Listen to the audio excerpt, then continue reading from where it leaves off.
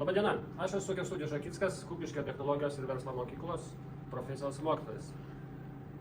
Šiandien mes jums pademonstruosime, kaip kokybiškai ir technologiškai įrengti tinkavimo kampus bei įmontuoti tinkavimo profilį iš žymenį. Man padės Alanas ir Orestas. Na, trumpai apie tinkavimo procesą. Kaip tikriausiai įsivaizduojate, kad tinkavimo procesas yra pakankamai sudėtingas apdailos darbas, kadangi darbas yra toks dulkėtas, purvinas, daug šiukšlių, daug triukšmo ir taip toliau, lyginant su kitom apdailos rūšim, tai vienas iš tokių sudėtingiausių apdailos procesų. Ir kad kokybiškai įrengti tinką, tam reikia kokybiškai pasiruošti. Kad tinkas būtų lygus, reikia pasidaryti žyminius ir pasidaryti kampus. Kam reikalingi šie metaliniai kampai? Jisai dedasi į sienos kampą. Mes pademonstruosim, kaip jį įmontuoti. Kampas yra sustiprinamas ir išvertikalinamas. Šie kampai dedasi į visus išorinius kampus. Mūsų atveju jie bus du, kad sustiprinti išorinį kampą ir padaryti jį aštrų. Jie būna vienkartiniai, jie tiesiog palieka pačiame tinke neišimami. Taipogi parodysim, kaip įmontuoti yra tinkavimo žymenį ir pasiruošti tiesiog tinkavimą. Ką, pradedam darbus, taip? Prieš montuojant kampinius profilius bei žymenį profilį, pirmiausia reiktų pasitikrinti sienos vertikalumą bei lygumą. Tam mums reikės viščiuko ir liniuotę. Šitos galime kūkas pasidėti, kad jie netrūkėtų. Kam reikalinga tas padaryti? Tokiu tam, kad tinkuotas orientuotųsi, koks maždaug bus būsimo tinko storis ir kiek giliai ar negiliai reiks įplukdyti tinkavimo profilius. Na, mūsų atveju šis mūrinis paviršius yra pakankamai vertikalus ir priimsim sprendimą, kad būsimo tinko storis maždaug bus iki 10 mm. Tai yra labai normalus tinko storis. Kad įplukdyti tinkavimo profilius ir kampus, mums reikės mišinio ir malko. Liniuotė, gulščiukai mums kol kas yra reikalingi. Į profilio įmontavimo mes naudosim gipsinį mišinį. Jis yra patogus tuo, kad pakankamai greit stingsta. Tik tai nerekomenduoju naudoti gipsinių mišinių profilių įmontavimu, jeigu dirbsite lauke. Gipsas lauke jisai nelabai mėgsta būti. Kadangi mūsų tinkavimas vyks viduje, vidinėje patalpoje, tai mes be problemų galim pritvirtinti profilius naudodami gipsinį mišinį. Kaip tą padaryti? Tai yra labai įdomus. Tiesiog toje vietoje, aišku, čia prieš tai paviršius yra nuvalytas ir va šitos vietos, kaip matote raudonai, yra nutepta beton kontakt gruntu, kad duotųsi geresnis sukibimas.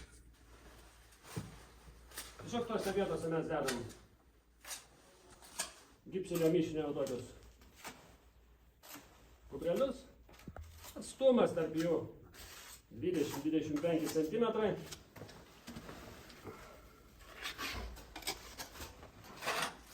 Ir į tas vietas bus įplukdomi tinkavimo profiliai, šituo atveju tinkavimo kampai. Vietoj gipsinio mišinio galima panaudoti tiesiog tą patį skiedinį, kuriuo bus tinkuojama. Arba cementinį, ar kalkinį, ar dar kažkokį. Kadangi gipsiniai mišiniai greitai pakankamai stingsta, tai su jais tiesiog patogu yra dirbti.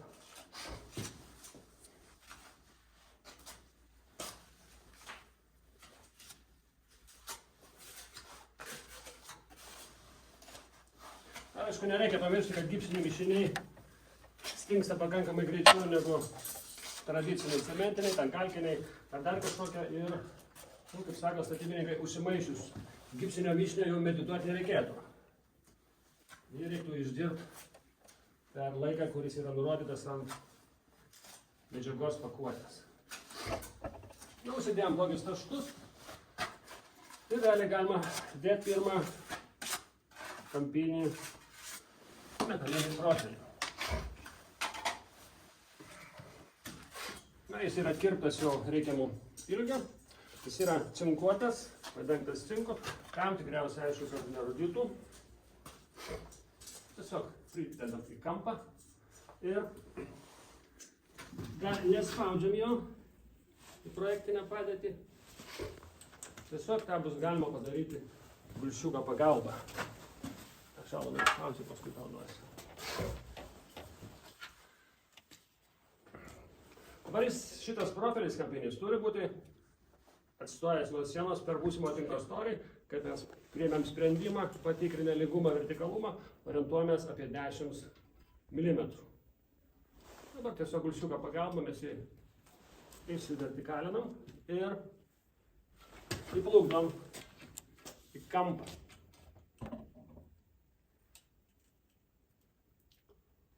Va. Vertikalu. Lygumą galima bus pakoreguoti dar čia.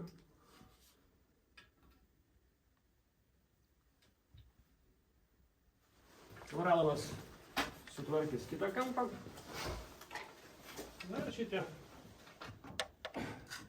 skiedinio tos gubrelius seniai įterpiam į vidų ir paliksim džiūrimui.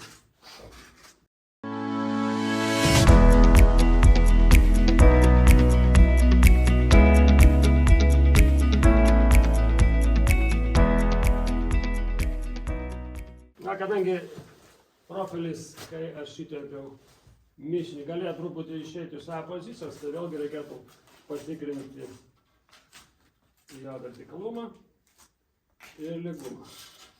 Jeigu reikia, kažkokia nedidelė korekcija yra padaroma. Tvarko. Šis profilis kampinis montuotas yra gerai, vertikalu, lygu, tegu džiūna.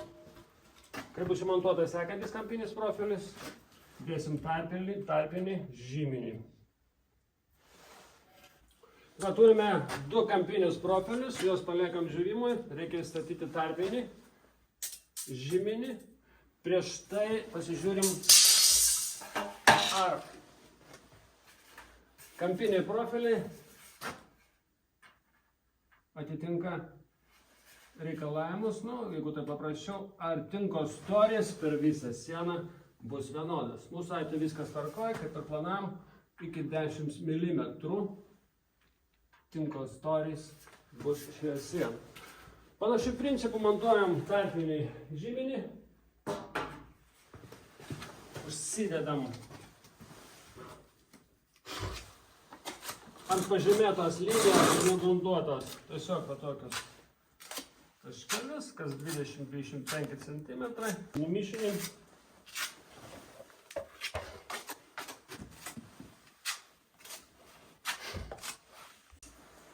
Profilis yra jau atkirptas reikiamų ilgio, tiesiog švelniai pridedam prie tos vietos, kuris turi būti.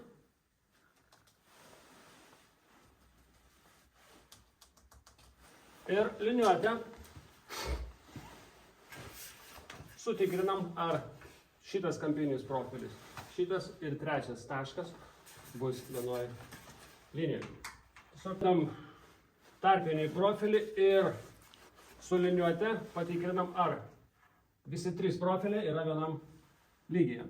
Tiesiog, jeigu reikia, spaudžiam.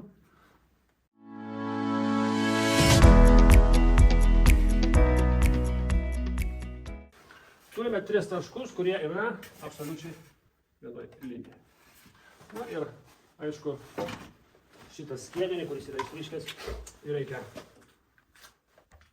uždėti, išnešti ant profilio, tiesiog apkop, kad sutvirtintų profilį, kad jis tiesiog nenukristų. Na ir, aišku, nepaliekam tokių kažkokių tai skiedinio likučių, kad jie būtų išlindę daugiau negu profilis, kad tinkavimo lyginimo metu jie mums fiziškai netrukdytų.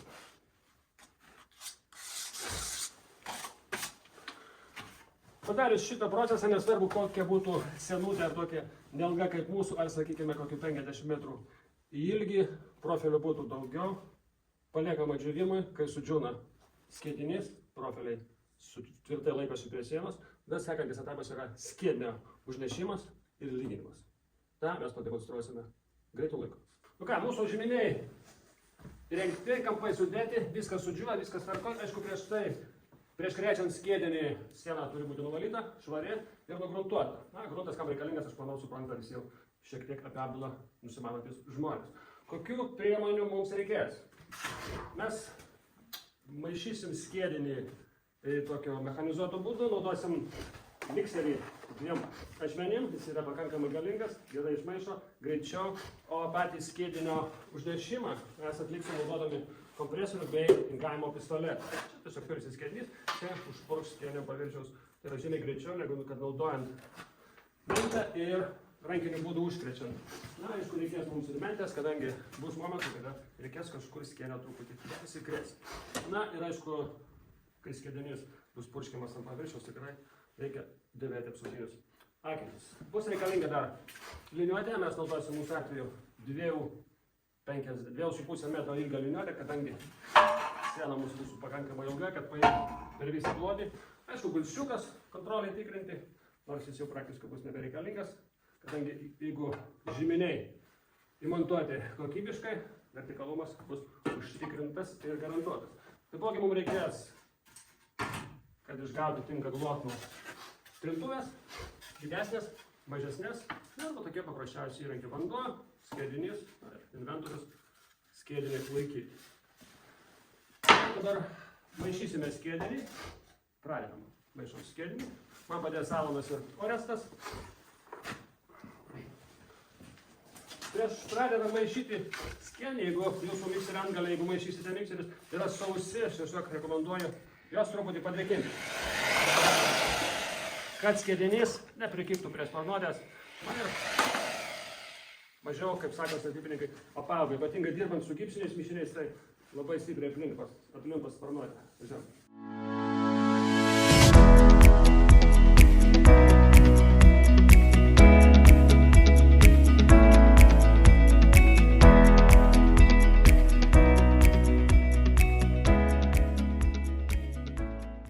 Pamaišus skienį rekomenduojama vis tik dar truputį nuplauti sparnuotę, gerai bus, kad neprikibtų tiesiog labai daug.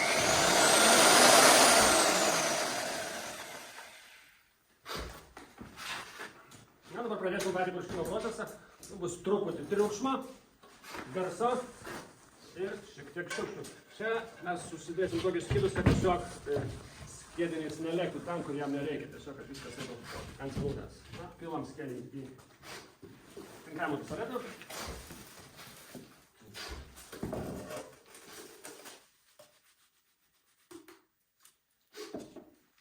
Na, ir purkšim, tiesiog ant sienos.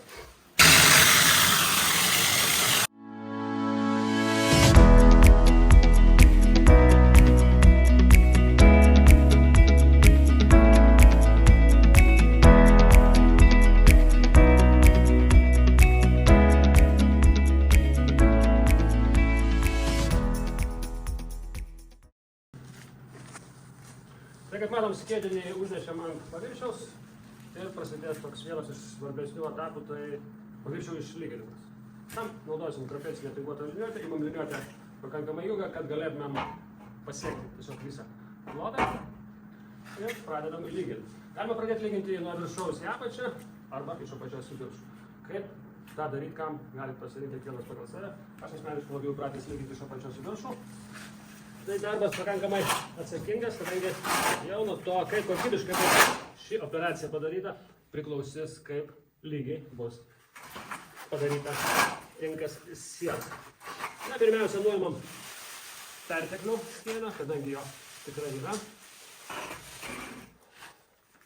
Jeigu labai didelė siena, galima dviem, mes Orestas ir važiuojame viršų. Truputį lengviau. Dedam skienį į dėžę. Na, nerekomenduoju daužyti ir nukratyti skienio daužant liniuotę į pagrindą, kadangi šipetoja galai. Dar imam perteklį. Aš spaudžiam, kad liniuotė glūstų prie profilių. Iškilėčiau valomai.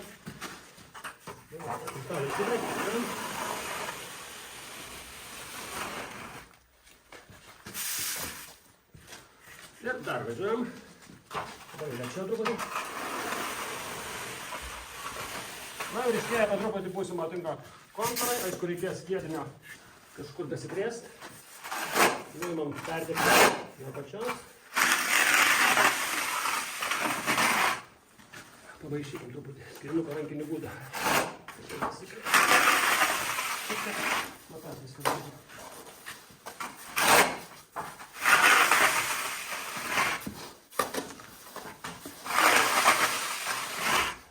Faktiškai paviršius jau įgauna savo kontūrus, tai kaip matom, čia, ir kur reikės dasikrės skirienio. Tą mes sėkmingai padarysim rankiniu būdu.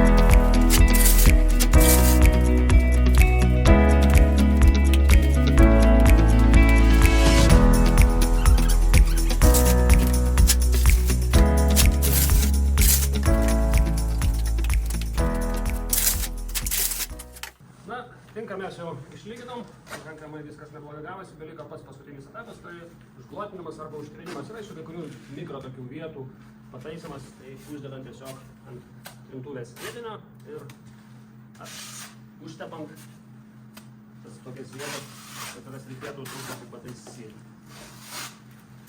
Tai tiesiog suglotinam paviršių, kad nesigaudytų glotį.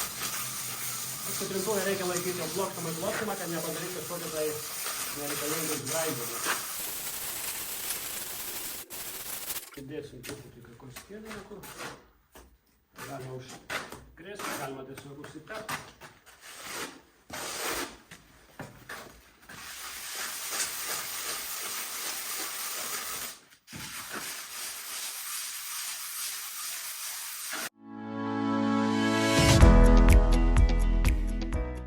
Tinką mes įrengiam kokybiškai, lygumą, vertikalumą praktiškai tikrinti nebe tikslinga, kadangi viskas buvo daroma pagal žyminius bei patinkinius kampus. Ir aš manau, kas darys sekančią apdalą, kadangi tinkas nėra galutinė apdala, tai gali būti dažymas, tapetavimas, plytelių klijavimas. Manau, dėl lygumo, tinko, kiti meistrai, kurie dirbs, tikrai bus patenkinti. Tai šiandien tiek, susitiksime kitą kartą.